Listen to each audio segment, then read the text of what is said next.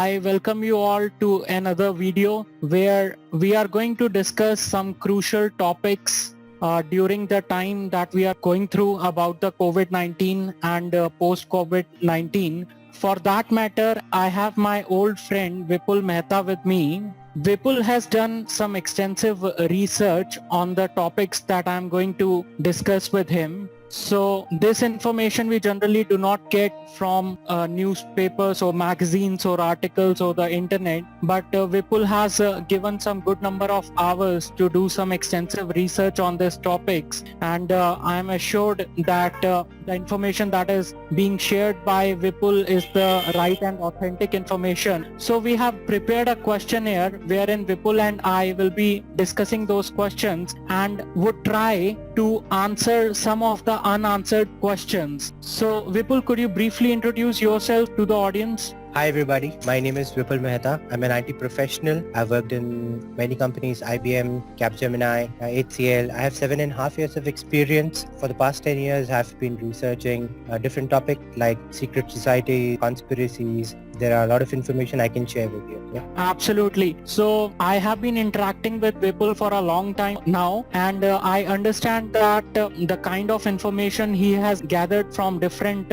resources about the conspiracy theories and strategic alliance with other countries is totally undisputable. So let's get started with our conversation. So my first question to Vipul is, what do you think about the origin of coronavirus and the surrounding conspiracies? Okay, so there are two different theories. The first is the official version, which says that it comes from a bat. You can choose to believe it, but there are some alternate theories and we can ponder to the idea. For example, there is a theory which says that the coronavirus was introduced to the general public through a Wuhan laboratory. Now, you can just rubbish it out, but there are certain facts which you should know. One of them is that in 2016, the head of current pandemic, which is Fauci in USA, he, along with the Obama administration, donated about 3.7 million US dollars to the Wuhan laboratory. Apart from that, in 2018, the Gates Foundation also donated the same laboratory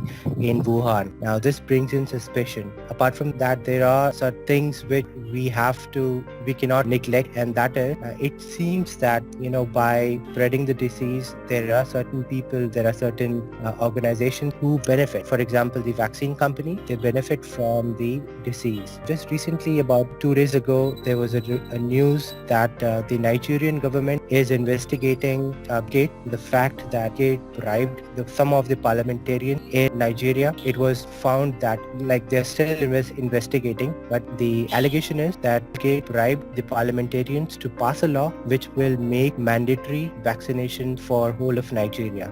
This has come under radar, and now they have set up an ad hoc group which will investigate it. Apart from that, there is evidence coming out from Tanzania, from Madagascar. In Madagascar, the parliament and the prime minister is putting an allegation on World Health Organization that the World Health Organization bribed Madagascar to put in poison in the vaccinations and the cure for COVID-19. Now, this has been investigated in Madagascar, Tanzania. I think this news is something which is in the mainstream as well, that Tanzanian president gave a goat and fruit the COVID-19 test kit, and the samples were taken from goat and the fruit, and they tested out to be positive. So there is some suspicion going on, and we need to be careful what is going on regarding the COVID-19. Okay, well, that answers quite a lot of queries that people have in their minds. So my next question to you, Vipul, is, will building the immunity really help? So back in January 24th, I think, World Health Organization declared COVID-19 as a pandemic. Around that time, there were some countries like South Korea and certain factions in China were reporting that taking vitamin C, which is ascorbic acid, taking vitamin C was helping the patients to recover. Now, the problem with COVID-19 is that it increases the autoimmune system of the body, and because of which there is tremendous amount of liquid or the phlegm, which we say mucus, which gets stored in the lungs, and because of which you cannot breathe. South Korea reported that taking vitamin C was helping the patients to clear up the lungs. And I think New York Times or New York Post also reported the same thing coming from South Korea. Last month, if you see YouTube's head, she's a lady. She said that we will ban all the videos on YouTube who recommend vitamin C or vitamin D. And that also increases my suspicion that why an organization does not want your immunity to be strong. So I've been taking vitamin C for the past 2 months along with vitamin D. Now there is a document which has come out stating that vitamin D is helpful in combating COVID-19 virus. So I would say that taking about 500 milligrams up to 2 grams of vitamin C per day will be beneficial for your health. There is no side effect for vitamin C. If you take a vitamin C up to 5 grams per day, then it might give you a diarrhea or nausea. That's the maximum side effect you can have for vitamin C. But 2 grams or maybe 1 gram a day will increase the immunity system of your body. Take plenty of sunshine. Because of the lockdown, I know that people are not going out and they are not getting the required vitamin D from the sun. But I'll suggest you should go out and take vitamin D wherever you can. So vitamin C and vitamin D are two things which I will recommend. They are not cure, obviously, but they will help your immune system to be strong enough to tackle not only COVID-19 but other diseases as well. Okay, well, that's a great answer, Vipul. Vipul, my next question to you would be, are there any chances of having a food crisis now or after the coronavirus? Okay, so you have to research not only the COVID-19 thing, but if you go about 2 or 3 years back, there was information on the net that food crisis could be possible in 2021. So I've been hearing it from 2017 that food crisis could be a possibility in 2021. Now, people who were reporting that had no clue that COVID-19 would come and ruin the party. But what was primary reason they were saying that food crisis could come up? It was the sun. So there are a lot of YouTube channels which are giving scientific data about the coming ice age, or the sun is not giving enough heat so that crops could grow. There is a channel called as Adapt 2030. If you look at the data, they have been claiming, and with scientific proof, that because of the sun cycle which we are in currently, crop is affected in the areas which are cold, because we are getting more cold season than earlier. So overall, the food production will be hit, not only in USA but also in China, in Asia. COVID-19 has rapidly increased the process of food shortages. I think you can expect something to be in the news in 2021 regarding the food shortages, and my suggestion would be that we should not wait for the government to tell you that there will be food shortages. I would suggest that you should at least start learning how to grow food and how to gather seeds. That will be good. And also you should check out few channels like Suspicious Observer and Adapt 2030. They give latest details. I think every day or two they give detail, they give news regarding the food shortages and what will happen starting from 2021. Okay. Well, that helps a lot. So Vipul, coming to a point about the economic changes. So what kind of economic reforms or economic changes you see in coming future? First thing which we will have to keep in mind is that China has been the global manufacturer of a lot of things, be it electronics or shoes, and a lot of rare earth minerals were coming from China. Now China has been severely affected because of this. Not only the Chinese economy has been affected, but because China was the center of this virus, there will be a lot of public lawsuits. Like India has already filed, Indian Bar Association has already filed a $20 trillion fine or on that line. They have filed a case against China regarding the virus. Same the American has done, and other countries are also following the suit. So I think China will never be working at its optimal level, which it was doing in 2019. So that is one of the biggest change we will see, because China will no longer be the manufacturing hub of the world. So every country will need to take their own responsibility of making things, starting from all the petty things to the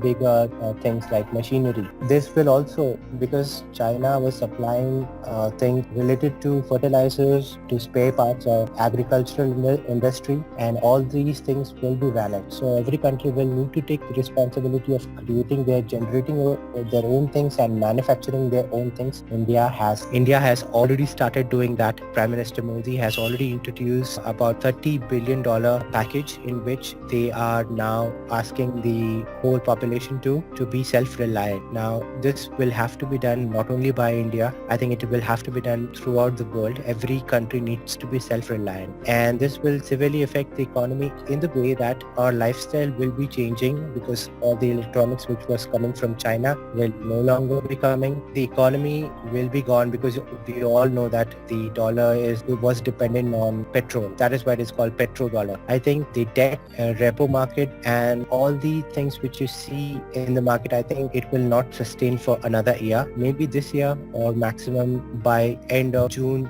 next year, we will see that dollar will collapse, and we are heading to a different system of money. Maybe a cryptocurrency form of system will be introduced, but dollar will no longer be the dominant currency of the world. Okay, some good insight on that from your side, Vipul. Really appreciate that. So my final question to you is, how do you see the world relations going forward? By world relations, I mean the relationships among various countries that used to be friends before. Now we are seeing some kind of soreness in their relation. So what's your say on that? Okay, so because we have already stated, China is the center of the problem right now. Everybody, including the Trump administration, is trying to put the blame to China. I think it is a strategic move, because China owes a lot of things. There is about $1 trillion debt which America needs to give back to China. That we have to keep that in mind. I think that they are placing their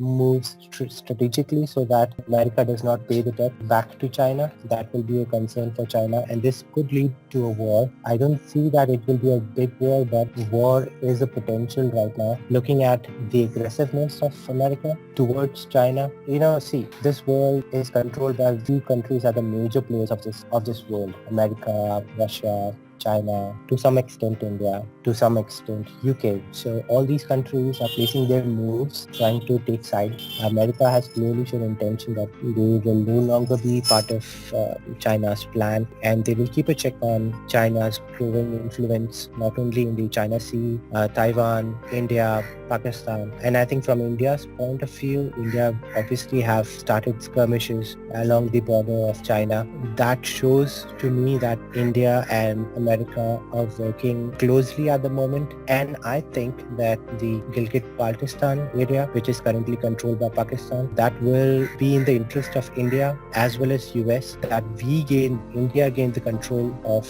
that area. That will cut the CPEC, which is the road initiative which was between China and Pakistan. It will cut the direct link of the two countries, and it will establish a connection between India and Afghanistan. We have already seen in the past week that the Afghanistan embassy has shown interest in involving India in Taliban area. So I think it is working because of Trump's administration. India and Trump and Afghanistan, they're closely working to work on that area. And I think America is already very good with South Korea, is very good with India. Some sort of alliance is forming. I think China and Russia will go together because of heavy investment which China and Russia has done together. So in all, I think China is the center of all the problems we see, and if a war occurs, it could be China could be the center stage. I totally agree with you, Vipul. I hope that